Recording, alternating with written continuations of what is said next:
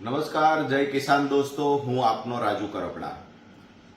આજકાલ રાપર સહિત કચ્છના આજુબાજુના વિસ્તારમાં, રાધનપુર સહિત ઉત્તર ગુજરાતમાં અને ખાસ કરીને સૌરાષ્ટ્રના અમુક તાલુકાઓમાં અતિ ભારે વરસાદ થવાના કારણે ખેડૂતોને મોટા પ્રમાણમાં પાક નુકસાન થયું છે।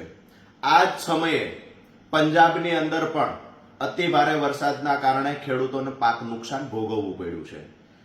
તો આ સમયે બંને જગ્યાએ જ્યારે ખેડૂતોને પાક નુકસાન થયું છે, ગુજરાતના સૌરાષ્ટ્ર, કચ્છ અને ઉત્તર ગુજરાતમાં અને સામે પંજાબમાં, તો પંજાબની આમ આદમી પાર્ટીની સરકારે આઝાદી પછી અત્યાર સુધીમાં કોઈએ ન ચૂકવું હોય એવડું મોટું વળતર ખેડૂતોને ચૂકવવાની જાહેરાત કરી છે। ખાસ કરીને પ્રતિ હેક્ટર 50,000 રૂપિયા અસરગ્રસ્ત ખેડૂતોને વળતર ચૂકવવાની જાહેરાત કરી છે આમ આદમી પાર્ટીની સરકારે।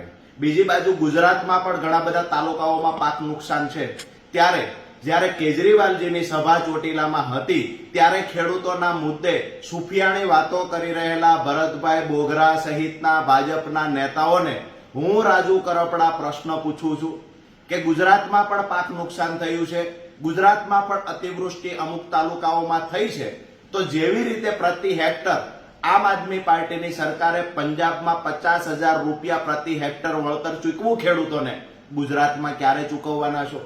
બીજી એક મહત્વની વાત, જો ભરતભાઈ બોઘરા ભાજપના નેતાઓને કહે, ભાજપના નેતાઓ ભાજપની સરકાર નક્કી કરે અને ખેડૂતોને પ્રતિ હેક્ટર આમ આદમી પાર્ટીની માફક જો 50,000 રૂપિયા વળતર ગુજરાતમાં ચૂકવે તો હું રાજુ કરપડા જીવીશ ત્યાં સુધી ભાજપના ગુણગાન ગાઈશ, ભાજપના વખાણ કરીશ। ખૂબ સરસ મજાની ઓફર છે।